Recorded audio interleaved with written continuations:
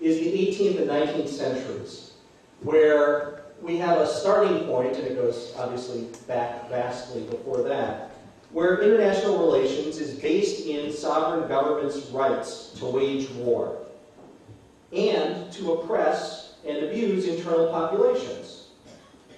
And the record of the millennia thus constituted a bloody mass with plenty of both war and violations of human rights. Against that backdrop, at the very end of the 19th century, comes the First Hague Conference in 1899. 26 nations gather, and they reach modest agreements about rules of conduct in war between sovereign nations. And they create an embryonic international court to arbitrate disputes among nations. For our purposes, for Nuremberg purposes, for international law purposes, that moment at the end of the 19th century is a starting point in this span of 100+ years. The second period I'd like to take you to is literally 100 years ago, the year 1907. The United States had previously called, President Theodore Roosevelt had called, for a second Hague Conference.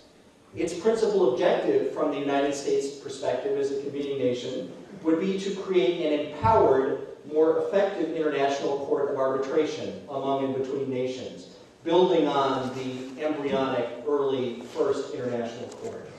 And as a secondary objective, the United States sought that second Hague Conference to develop and advance rules of armed conflict. There was some delay in actually convening that meeting.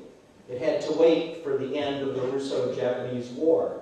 And in the meantime, during that delay period, there was also the Boer War, waged in South Africa against British colonial rule.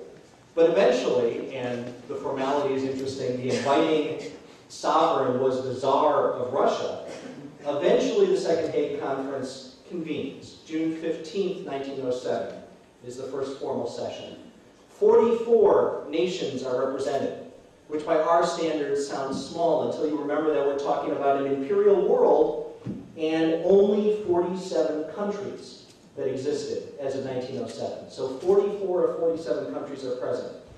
And over that period from June of 1907 until October of 1907, these nations accomplished unanimous agreement in a structure that involved lots of subcommittee dialogue, and then plenary session, deliberation and voting, and unanimous agreement on 13 resolutions, including many conceptual advances in developing more humane and restrained rules of conduct in war.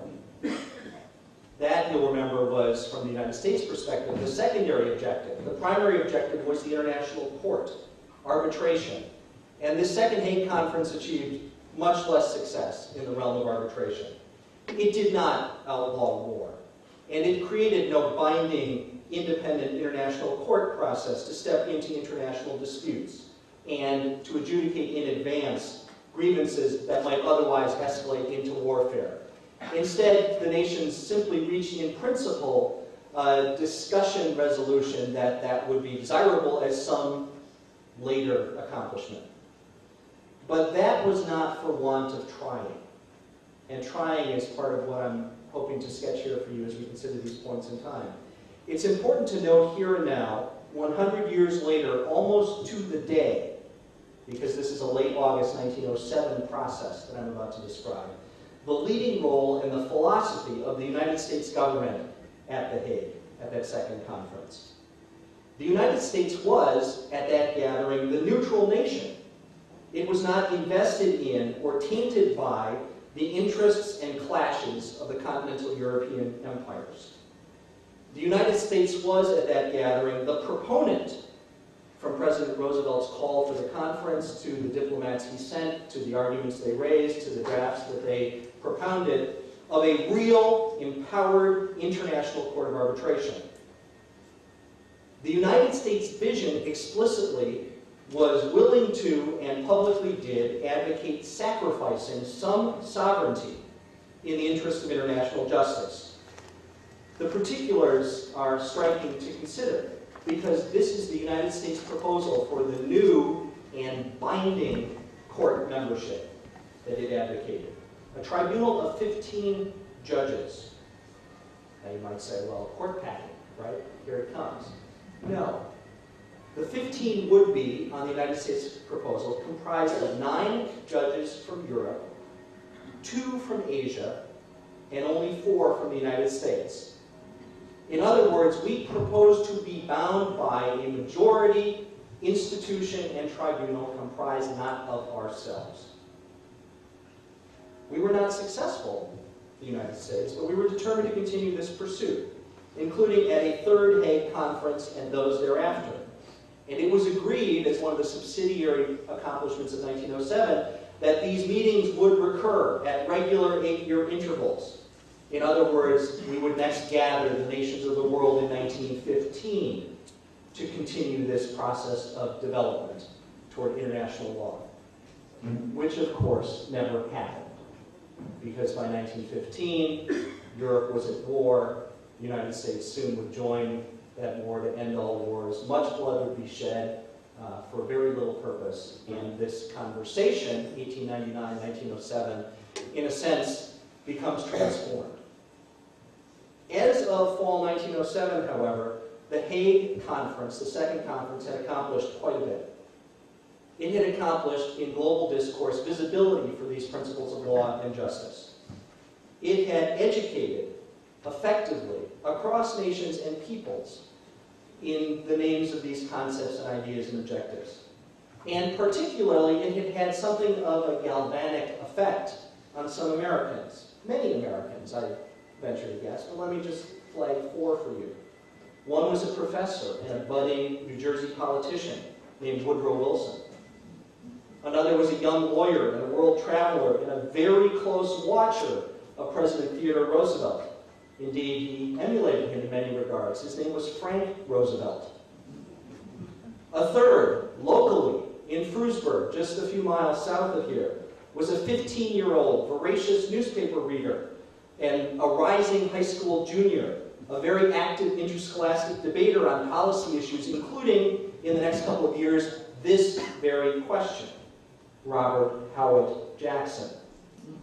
And a fourth, even more obscurely, in Missouri, was another young student whose talents and efforts would, in later years, carry him to war and business failure and machine politics and ultimately some greater success, Harry S. Truman. A third point in time, the interval that separates this pre-World War I Second Hague Conference moment from the late 1930s and the Nuremberg moment. I can't do more in this forum than simply note it is there, it is vast, it is significant. It includes, of course, the war. It includes, of course, the Allied victory. It includes the 14 points. It includes Paris. It includes the effort, failing though it was, to prosecute war criminals at Leipzig. It includes the Kellogg-Briand Pact in the 1920s and its declaration that war is now against the legal principles of nations. A fourth phase that follows on that is, of course, the Brink of War. 1940 and 1941 is the particular moment I want you to think about. And focusing on 2 of those people and 2 particular moments, this is an echo of the Second Hague Conference that one can see visibly. The first is a deal between the United States and Great Britain, culminated in the late summer of 1940, to provide 50 overage American destroyers from the World War I era inventory to Great Britain, which by that fall stood alone against the Nazis and was being obliterated by U-boats on the Atlantic. In return, the United States, the trading party, got 99-year basing rights on British territorial properties throughout the North Atlantic and the Caribbean. The basis for destroyer deals of President, now Franklin D. Roosevelt, is a controversial, in the face of neutrality legislation, in the face of international criticism, involvement by a country that's deeply isolationist, and an involvement of questionable legality. The lawyer who works it, agonizes about it, advises against the first phase, causes it to be reconfigured, and then approves it in a fairly sophisticated legal opinion is the Attorney General of the United States, the 15-year-old debater, now in his 40s, Robert H. Jackson. That discussion during that summer is filled with the words, Der Haag. A second moment, also portrayed directly from Jackson's recollections and insights in his memoir, That Man, which I had the luck to discover and the privilege to publish, is a speech that Jackson gave in Havana to the International Bar of the Americas in March of 1941. Actually, he only wrote it. Rough seas prevented him from getting to Havana. So if you had hard travels, it once was tougher to get to places. But what Jackson explained in that speech, building on the destroyer deal and the Lend-Lease program that was now being legislated and other military production escalations that were occurring in the United States, was that the United States was legally entitled to do this because Germany's aggressive military moves in the European continent and against Britain were illegal under customary international law and treaty commitments. That aggression was illegal. And in that speech and in those discussions, which includes Roosevelt and Jackson, they talk going back to The Hague in 1907. A fifth moment is Nuremberg itself, 1945, 1946. And here others of many higher credentials than my own will do the primary discussing, so I want to just touch on a few points. One is that Robert Jackson, now a Supreme Court Justice, gets this post-war job to prosecute Nazi war criminals directly from the new president, Harry Truman, executing a plan of the old president, the late Franklin D. Roosevelt. And it brings him into lots of War Department and State Department and other activity that he was not privy to. In the ramping up phase in May of 1945, one of the things, among many, many, that Jackson learns about is actually a Treasury proposal, become War Department plan, become San Francisco Conference proposal to use German people as repair labor forces both across the European continent and in the Soviet Union. The numbers being proposed by the United States government and Great Britain are north of 1 million Germans. Jackson gets wind of this, which is close to a done deal. This is a topic of Yalta and London and San Francisco and the vengeance and the injury of these Allied victors, and invokes the Hague Conference. He says, I will not do this job on behalf of governments that are about to embark on slave labor, when that is part of the conduct that is to be investigated and, if possible, prosecuted and adjudicated by the thing I've been asked to take on. It runs, and these are his exact words, directly in the face of the commitments that the nations of the world made at both Hague conferences and the subsequent treaty obligations impose on us. And the entire American government blinks, which causes this proposal largely to fall apart. A second aspect of Nuremberg occurs actually in London. There is a legal, diplomatic negotiation process that Jackson has to do before he gets to Nuremberg. And what they are convening there among the four Allied powers, the United States, the Soviet Union, Great Britain, and France, is in some sense a descendant of the process that perhaps began in 1899, much more vigorously occurred in 1907, continued in Paris following World War I, and so forth. It is an international discussion of legal progress and shared principles. That produces the agreement and the charter that creates Nuremberg and the first International Criminal Tribunal. And that's the third thing I'd like to tick off just briefly. They then went to Nuremberg and did it. A fair, public trial before an independent tribunal. Perhaps based on a legal invention. Perhaps ex post facto in a former criminal law sense.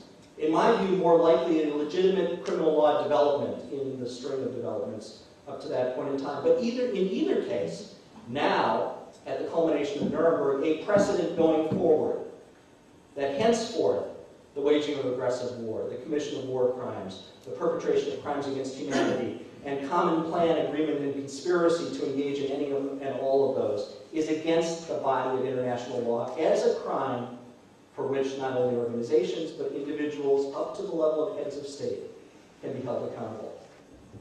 But of course, what does that mean as Nuremberg culminates in the fall of 1946? could the second half of the 20th century, and later, our young century, redeem or begin the process of redeeming the war and the bloodshed that characterized the first part of the 20th century? And thus, phase 6, 1946 and onward, looking forward from Nuremberg. Let me first read a few of Jackson's eloquent words. This is from his October 7, 1946 report, Home from Nuremberg after the one and only international trial, to Harry Truman, the man who sent him, reporting how he, Jackson, did the job as a predicate to formally resigning responsibility. And this is Jackson's summary of what Nuremberg amounted to. The Nuremberg trial has put that handwriting on the wall for the oppressor as well as the oppressed to read. Of course, it would be extravagant to claim that agreements or trials of this character can make aggressive war or persecution of minorities impossible, just as it would be extravagant to claim that our federal laws make federal crimes impossible. But we cannot doubt that they strengthen the bulwarks of peace and tolerance. The four nations, through their prosecutors and through their representatives on the tribunal, have enunciated standards of conduct which bring new hope to men of goodwill, and from which future statesmen will not lightly depart. These standards by which the Germans have been condemned will become the condemnation of any nation that is faithless to them. By the agreement and this trial, we have put international law squarely on the side of peace as against aggressive warfare, and on the side of humanity as against persecution. In the present depressing world outlook, it is possible that the Nuremberg trial may constitute the most important moral advance to grow out of this war. The trial and decision by which the four nations have forfeited the lives of some of the most powerful political and military leaders of Germany because they have violated fundamental international law does more than anything in our time to give international law what Woodrow Wilson described as the kind of vitality it can only have if it is a real expression of our moral judgment. A fairly optimistic and high and perhaps self-congratulatory assessment of his own work. But of course, he is writing Truman and articulating this at a moment when the Cold War has begun, perhaps literally in the courtroom at Nuremberg, when a decision has been made by Great Britain and the United States on the direct recommendation of Jackson to attempt no more international trials, and when the prospect of a World War III is a real thing. That fall, Jackson wrestles privately with the question of what he should say, publicly and privately, about the United States government seeking the new United Nations to formally adopt the Nuremberg Principles, the Charter, and the judgment of the International Military Tribunal. It's captured, among other places, in an exchange that Jackson has privately with Walter Lippmann, the great American columnist, opinion shaper, a visitor to the Nuremberg trial earlier that year. On November 16, 1946, Jackson writes to Lippmann, privately, a note of caution, as Jackson describes it. I am fearful that in the present temper of things, more ground may be lost than gained by going to the United Nations for a vote. The United Nations, which has been structured to give the Soviets a Security Council veto. I hope my fears are ungrounded.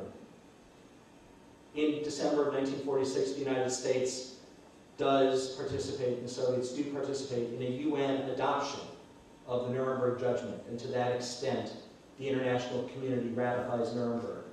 But the Cold War also is continuing. And the next place that Jackson describes as, I'll briefly describe, is right here. At Chautauqua Institution, in the amphitheater just up the hill from us, on the 4th of July, 1947. What Jackson articulates there is two things, somewhat in tension. An awareness of the international situation and a caution. Nuremberg is progress. International disputes and the challenge of coexistence are even bigger now in a nuclear age in the US-Soviet bipolarity. But one can still be hopeful. And one who has worked in the realm of diplomacy, projects, in international law, with that adversary, as I, Robert Jackson, have, he told the Chautauqua audience on that 4th of July, can have hope that a World War III with the Soviets is not inevitable. and the Nuremberg and the Hague Conventions and the UN Charter and other advances in international law, which are known to and appreciated by those Soviet leaders, and this is Jackson, who had dealt with Wyszynski, who had dealt with Nikitchenko, who had dealt with Molotov, are things that we share. A third after Nuremberg moment, where Jackson speaks to this, and this draws on the international character of the continuing discussion, is in Banff on September 1, 1949, to the Canadian Bar Association. Jackson says there, in that time of high international tension and international paralysis, that Nuremberg, in appreciation of what we already have in the bank from Nuremberg, is now needed more than ever. Because the machinery, 1949, to make new international law is so inadequate, inertia is so great, conflict and suspicion today are so paralyzing, that we can foresee no time when aggressive wars will be outlawed or their perpetrators legally punished if the Nuremberg basis for doing so was not valid. Finally, within a year of the end of his life, November 1953, Robert Jackson speaks to this meaning and legacy and force of Nuremberg in Chicago. The date is November 2, 1953. He's giving a speech dedicating the American Bar Association Center, a newly constructed, majestic, bold legal process spearheaded by the executive director of the ABA at the time, Whitney R. Harris, who's here with us. And in Chicago, this is, I think, a closing word from Jackson's perspective.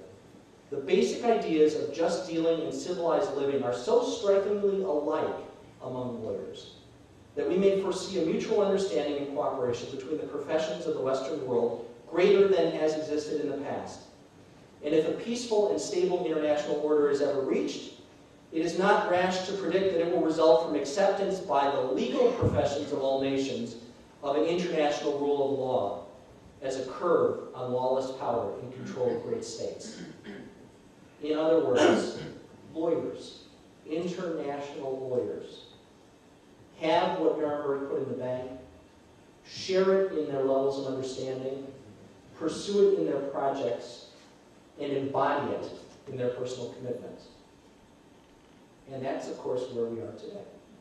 That's who sits before me and with all of us, and who we will be hearing wonderful dialogues from. The significance of the international prosecutors who are here from 1945 and forward is that they carry on the Nuremberg process, which is the Hague Project, which is humanity's project. They saw it in the past, and they seek today accountability and fairness and world building and deterrence. And Nuremberg is young. Thank you very much.